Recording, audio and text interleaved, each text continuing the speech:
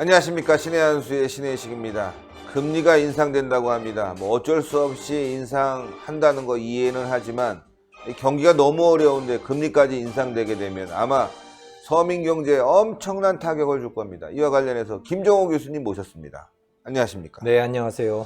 금리 그동안 예. 많이 쌌죠. 예. 쌌죠. 1.5%. 예. 그러니까 뭐 거의 없다시피 한 건데 이제 뭐 안 올릴 수 없는 상황이 된 것 같아요. 안 올릴 이제는. 수 없는 상황. 예, 1.5% 수준. 그러니까 이건 기준금리라고 하는 건데, 네. 그러니까 한국은행이 정하는 거죠. 네. 말하자면 시중은행들의 입장에서는 뭐 자금의 원가, 대출하려면 돈을 어디서 끌어와야 되는데 그 자금의 원가 비슷한 개념으로 생각하시면 돼요. 네. 그 기준금리라고 하는 게 그걸 굉장히 낮게 유지를 해 왔었어요. 1.5%라고 하는 걸로. 근데 이것을 아마도 이번 11월 30날 금융통화위원회에서는 올리지 않을 수 없을 것이다 라고 하는 예측들을 사람들이 하는 거죠. 아, 네. 금리가 올라가게 되면 이제 가계대출 같은 경우도 다 올라가게 되고 덩달아서 그렇죠. 시중에 유통되는 돈의 이제 이자들이 다 올라가는 거니까. 그렇죠. 시중은행들이 자기들가 끌어오는 돈의 원가가 올라가니까 네. 판매 가격도 올라가게 되는 거죠. 네. 이제 시중 금리가 올라가는 겁니다. 기름값 올라가는 거 비슷할 것 같아요. 기름값 뭐 외국에서는 뭐 그렇죠. 몇 달러 올라가는데 여기서는 뭐 몇십 달러 올라가고 말이에요. 그렇잖아요. 예, 네. 그렇습니다. 떨어질 때는 조금 떨어지는데 예. 네? 사실은 올라갈 때 팍팍 올라가고. 기준금리라고 하는 것도 시중은행의 입장에서 보면 그 원료 중에 하나예요. 네. 여러 가지 원가들이 있는데 그 중에 하나인 거죠. 뭐 외국 자금들도 있는 거고, 네. 자기들끼리 돌려 쓰는 자금도 있는 거고, 그래서 기준금리가 꼭 올라가지 않더라도 시중금리는 올라갈 수 있어요. 네. 지금까지 그래 왔었어요. 네. 그러니까 미국의 금리가 높기 때문에 한국에 있는 돈이 미국으로 이제 빠져나간 부분들도 꽤 있고, 네. 그래서 한국의 시중금리들도 꾸준히 올라왔습니다. 그래서 이게 뭐 그 가계대출 금리가 3% 수준이었다가 실제로 지금 시중금리는 4% 중반, 5%에 거의 근접하는 그 정도 수준까지 올라왔거든요. 예. 네, 그러니까 이미 그 금리가 계속 상승해 왔는데 거기에 이제 한국은행까지 같이 덩달아 나설 수밖에 없는 상황이 됐어요. 아, 한국은행까지 이제 나서서 예. 금리가 올라가게 되면 네. 이제 뭐 우리 국민들 서민 경제는 또 지금도 어려운데 더 퍽퍽해지는 그러니까요. 그런 상황이 되겠네요. 예. 그러니까 안 그래도 어렵기 때문에 한국은행이 1.5% 수준에서 계속 네. 이제 거의 1년간 11개월 동안을 그냥 붙잡고 있었거든요. 미국은 올림에도 불구하고 사실은 미국이 금리를 올릴 때 한국만 금리를 가만히 갖고 있으면 그것도 좀 부담스러운 면이 있습니다. 네. 왜냐하면 돈이 빠져나가니까 네, 미국으로. 그렇죠. 예. 그러니까 한국에 투자됐던 돈들이 빠져나갈 가능성이 높아지거든요. 실제로 부분적으로 빠져나갔고. 그런데 미국이 계속해서 올릴 것 같다는 거예요. 아, 그러니까 한국으로서도 이 금리를 그냥 놔둘 수 없는 거거든요. 잘못하면 돈이 다 빠져나가니까. 네. 예. 그래서 뭐 어쩔 수 없는 거죠. 또 큰 이유 중에 하나는 이 물가인데요. 한국은행이 관리해야 될 것 중에 물가, 소비자 물가, 이것도 한국은행의 그 목표 중에 굉장히 중요한 목표 중에 하나거든요. 근데 보통은 그 2% 소비자 물가 상승률을 2% 수준으로 관리하는 게 일반적인 기준이에요. 네. 2%보다도 물가가 낮으면 돈을 풀고 이것보다 높아지면 돈을 쪼이고 이렇게 하는 게 일반적인 그러니까 중앙은행을 운영하는 방식인 거죠. 한국도 네. 그렇고 뭐 미국도 그렇고 그렇습니다만은 그런데 이게 지난 9월에 1.9%였고 물가 상승률이 10월에는 2%가 된 거예요. 그러니까 물가도 이제 제법 올라가네 이렇게 된 거죠. 네. 그러니까 돈을 줄일 수밖에 없는 상황이 된 거예요. 여러 가지 면에서. 아, 오늘 저는 뭐 경제 뉴스 관련해서 이제 카드, 예. 카드 수수료를 좀 낮춰주겠다 자영업자들에게 이런 보도가 나왔더라고요. 예. 그래서 쭉 보니까 댓글을 좀 봤어요. 네. 우리 국민들이 더 잘 알더라고요. 네. 카드 수수료 낮추면 뭐 하냐. 네. 5억에서 20억 정도 버는 그런 네. 자영업자라고 그래요. 그 사람들 너무 부담이 많으니까 줄여주겠다고 그렇군요. 하는데 그 밑에 댓글이 그 사람들은 그거 줄이지 않아도 괜찮다. 예, 밑에 있는 사람들이 어려운 거지. 예. 그리고 또 하나가 카드 수수료를 줄인다고 하면 문제는 그동안 무이자로 네. 혜택 받던 것들을 카드사가 없애버릴 거다. 그러니까요. 예, 카드사도 어디 뭐 땅 팔아가지고선 장사하는 그러니까요. 것도 아니고 그거 자기들 사업인데 예, 그거를 일방적으로 그렇게 줄이라 그러면 그럼 카드사는 또 어떡하냐? 그러니까요. 그럼 소비자들에게 카드 이용자들에게 줬던 혜택들을 다 줄일 수밖에 없는 거죠. 예. 네. 그래서 그 댓글 중에 이제 말씀하신 분 나와서 뭐 지금 대출 규제해갖고 좋아졌냐, 그리고 뭐 임금 상승시켜서 좋아졌냐, 네. 카드 지금 수수료 낮춘다고 서민들이 좋아지겠냐. 지금 이자 부분도 마찬가지 아니겠습니까? 금리 부분도 네. 사실 뭐 어쩔 수 없는 부분이지만 이게 대한민국 경제가 지금 거의 뭐 와해 직전에 와갖고 말이죠. 뭐 하나 건드려도 다른 게 다 휘청휘청 할 수뿐이 없는 예. 그런 상황이다. 근본적인 걸 고치지 않고 말이죠. 맞아요. 예. 근본을 고치지 않고 그냥 곁가지만 자꾸 이렇게 하니까 예. 상황은 점점 더 나빠지는 거죠. 지난번에도 말씀을 드렸지만, 그러니까 우리나라의 산업이라고 하는 게 대기업, 수출 기업들이 있고, 네.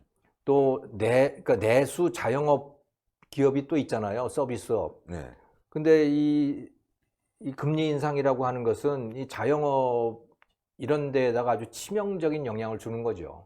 네. 그래서 대기업, 수출 기업은 수출 기업대로 경쟁력이 떨어져 가지고 이제 가라앉는 중이고, 자영업도 내수 기업들은 그냥 뭐 한두 가지가 아닌 요인에 의해서 지금 쪼그라들어가는 그런 상황이고, 다들 문 닫고 그 가게마다 다 임대 아, 너무 많아요. 그거 다 써붙여 놓고 뭐 이러고 있는 상황이에요. 지금 말씀하신 대로 네. 임금 상승이 워낙 지금 가파르게 올라가다 보니까 네. 뭐 저녁이 있는 삶인데 저녁은 있는데 밥이 없고 예. 그러게요. 예. 그런 예. 상황이고 예. 뭐 소득주도 성장이라고 하지만 네. 있는 사람만 더 좋아졌다는 결과가 더 나오고 있고 그러니까요. 말이죠. 예. 그래서 지금 자영업자 또 여기다가 임금까지 세금 세금도 많지만 네. 이렇게 이자 부담까지 되면 자영업 하지 말란 얘기죠. 그렇죠. 그게 자기들, 그러니까 이 정부가 출범을 할 때 소득주도 성장이니 뭐 혁신 성장이니 공정 성장이니 하는 것들이 다 이름은 좋고, 네. 처음에 시작할 때는 말은 굉장히 멋있잖아요, 그게. 그렇죠. 그 무슨 동화 같은 그림을 그리고 있는 거예요. 야, 이렇게 하면 세상이 정말 좋아질 거야. 지금까지 국민 여러분이 한 번도 경험해 보지 못한 세상을 보여드리겠습니다. 한 번도 경험해 보지 못한 세상이 지금 오고 있습니다. 있는데, 네. 한 번도 오고는 경험하지 있는데 못했어요, 진짜. 장밋빛 세상이 아니고 칠흑 같은 세상이죠. 야, 이거 참. 참 이거 그런데 바꿀 생각이 전혀 없어요. 이게 더 문제죠. 바꿀 생각이 전혀 네. 없다. 바꿀 생각이 전혀 없어요.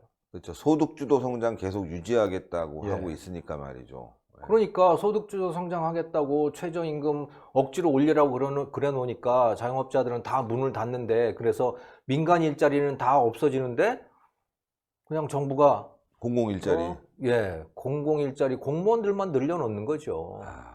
무슨 벽에 불 끄라고 그러질 않나, 뭐 그런 일자리들. 그냥 없는 게 더 좋은 일자리입니다. 그런 일자리는. 그렇죠, 그렇죠. 사람들이 벽에 불이나 끄고 다니면 그 나라가 도대체 무슨 꼬라지가 돼요? 야, 정부가 돈 주면서 당신은 말이지 노트 필기나 해라고 하면 그 나라 꼬라지가 도대체 뭐냐고요? 이게. 그리스가 그렇다면서요. 그러니까요. 공무원이 엄청 많다면서요. 예. 그러니까 사람들이 진짜 돈 버는 일들을 해야 되잖아요. 네. 팔릴 만한 물건을 만들어내야 되는 거고. 그렇죠. 그래서 세상에 누구보다도 좋은 제품을 값싸게 만들어낼 수 있어야 그게 일자리지. 그거 아니고 벽에 불 끌어 다니고. 이거 청소하는 일 뭐 좋긴 하지만 그냥 사람들이 다 청소나 하고 돌아다니고 이러면, 그러면서 돈 받으면 그거 60년대로 돌아가는 거지. 그게 50년대로 돌아가는 거지. 그런 돈을 받는 젊은이들의 그 심정은 또 어떨까 그런 생각이 들어요. 예. 그런 젊은이 또 문제 있다고 받는 젊은이도 있겠지만 어떤 젊은이들은 거기에 또 젖어서 말이죠. 예. 쉬운 일자리들만 찾아다닐 거 아니겠습니까? 그러게요. 이게 너무 우리가 정부에 의존하는 태도 그쪽으로 너무 지금 기울어져 있어요. 정부가 내 삶을 책임져 줄 거야라고 하는 그 기대는, 이런 기대는 가지면 가질수록 망하는 겁니다. 네. 예를 들어서 그래서 기업도 그래요. 젊은이들이 어려운 일을 하려고 하기보다 사회적 기업 뭐 이런 걸 하려고 하는 거예요. 사회적 기업. 그 사회적 기업 뭐 하는 거냐? 그 정부 돈 받아가지고 하겠다는 거예요. 말하자면. 정부 돈 받아서 뭐 남 도와주겠다라고 하는 그런 건데, 사회적 기업을 하려고 하더라도 자기가 돈을 벌어서 자기 돈으로 남 도와줘야 하는 거예요. 네. 정부한테 돈 달라고 하지 마라. 정부한테 돈 달라고 하는 얘기는 세금 걷어 달라는 얘기인 것이고, 네. 그런 나라는 그건 망한다. 망하죠. 예, 그런 나라는 망하는 거예요. 국민들이 다 세금이나 바라보고 앉았고 그러면 낼 사람은 없고 받기만 하려고 그러고, 그러면 어떻게 돼요? 빚만 늘어날 수밖에 없는 거죠. 그렇죠. 네. 근데 이게 참 이런 정책들이 나쁜 게 네. 그 무상급식 있지 않습니까? 네. 무상급식. 애들에게 과거는 좀 더 질 좋았던 음식을 줬지만 지금 질이 떨어지고 네. 어떻게 관리가 되는지 잘 모르겠고 여러 가지 나빠졌는데, 상당수의 이 학부모들은 좋아하더라고요, 지금도. 지금도 좋아하죠. 공짜니까. 예. 공짜니까 좋아하는 거예요. 근데 공짜 좋아하면 큰일 납니다. 그러니까요. 공짜 좋아하면 망하는 거예요. 왜? 세상에 공짜가 어디 있어요. 네. 누군가는 돈을 내는 거죠. 단지 내가 안 내고 남한테 떠넘기는 것일 뿐이거든요. 그렇죠. 뭐 사람들이, 대부분 사람들이 그런 식으로 생각을 하고 있으면 그 나라가 온전하겠어요? 그러니까. 나는 돈 안 내는데 네가 돈 좀 내봐. 모든 사람이 그러고 앉았으면 그 나라가 온전하겠냐고요. 그러니까 문제점은 다 아는데 상당수는 또 좋아하는 거예요. 이게 우리가 좀 변해야 되는데, 우리 사회가 그렇죠. 이건 안 된다. 변해야 되는 거예요. 네. 그러니까 복지라고 하는 것도 북유럽의 복지와 남유럽의 복지가, 남유럽의 복지는 망하고 북유럽 복지는 망하지 않고 지속 가능한 이유는 국민들 한 사람 한 사람의 생각이 다르기 때문이에요. 북유럽은 세금 내는 거에 대해서 적극적이에요. 내가 받으려면 내가 내야 되는 거야. 이런 생각이 있어요. 네. 그러면 그 시스템은 유지가 되죠. 그런데 남유럽은 대체로 어떠냐면, 아, 정부가 주는 건 나는 받아. 하지만 나 세금 내기는 싫어. 네.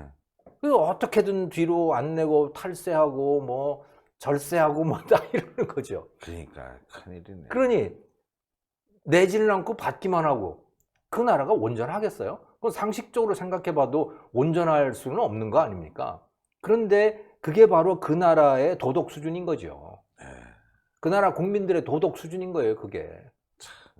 우리 국민들이 과거에 비해서 훨씬 더 의존적으로 변했기 때문에 네. 아마 이 경기가 어려워지면은 더 사회 혼란이 오고 네. 복구하기가 힘들어지겠다, 이런 생각이 듭니다. 저는 우리나라 국민들이 과거보다 더 부도덕해졌다고 생각지는 않아요. 네. 옛날에는 더 부도덕했어요. 아. 예, 그런데 옛날에는 정부에게서 공짜를 바라지 않았어요. 그냥 지가 알아서 지가 먹고 사는 그런 시스템이었던 거죠. 그래서 저는 지탱 가능했고 계속 발전해 왔다고 봐요. 네. 그런데 지금 국민들이 원하게 된 건 뭐냐? 내가 벌어서 내가 먹는 시스템이 아니고, 내가 번 건 내가 먹고 정부로부터도 또 받아서 또 먹고, 그리고 정부한테 내지는 않고 하는 이런 식으로 지금 바뀌어 있는 겁니다. 완전 개인주의적으로 가고 있군요. 아무튼 이 국가주의라고 하는 거, 그러니까 부도덕함 플러스 뭔가 하나 더 생긴 거예요. 거기다가 이 체계적인 부도덕함이랄까? 국가가 다 해주겠다고 네, 하니까. 국가가 다 해주겠다고 그러니까 뭐 믿어보는 거죠. 뭐 그냥 뭐 아. 해준다는데 뭐 대통령이, 문재인이 다 해준다는데 뭐. 그리고 애들이 네. 학교에서 그거를 이제 배워요. 학교에서 교과서로 각자 정치에 참여해야 내 생활이 해결된다, 이런 식으로 가르쳐요, 아예. 중학교부터. 야, 이거 참 어떡하지? 네가 일을 해야 되라고 하는 건 안 가르쳐요. 참, 이건 진짜 이게 교육도 잘못돼 가고 예, 있고, 우리 이렇게 사회 인식 자체가. 무책임하게 네. 사람들을 만들어 놓을 수가 있냐. 네. 네가 일을 해야지. 저는 그래서 스위스라고 하는 나라를 아주 다시 보게 됐는데, 스위스에 보면 스위스 헌법 제6조에 그게 나옵니다. 각 개인의 삶은 각 개인이 책임진다.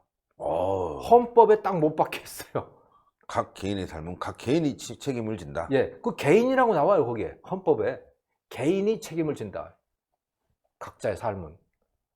예. 그러니까 스위스가 그렇게 잘 사는 거예요. 국민소득 8만 5천 불인가? 뭐. 그렇죠. 세계에서 가장 잘 살잖아요. 가장 잘 사는 나라. 예. 그 우리나라도 이제 국민들이 좀 각성을 하실 때가 됐다. 예. 각성을 하실 때가 됐다. 각자의 삶은 각자가 책임을 지는 거지.